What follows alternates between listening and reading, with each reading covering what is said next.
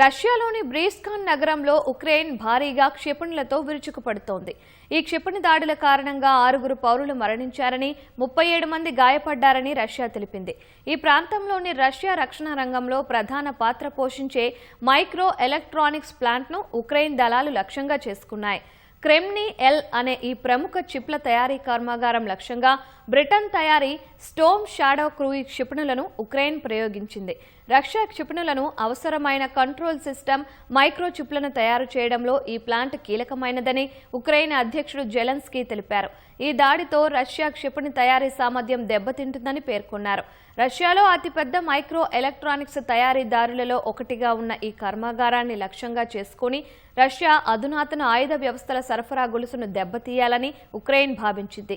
యుద్ధం మొదలైనప్పటి నుంచి రష్యా భూభాగంలోని వ్యూహాత్మక కేంద్రాలపై ఉక్రెయిన్ జరుపుతున్న దాడుల్లో ఇది అత్యంత కీలకమైనదిగా నిపుణులు తెలిపారు.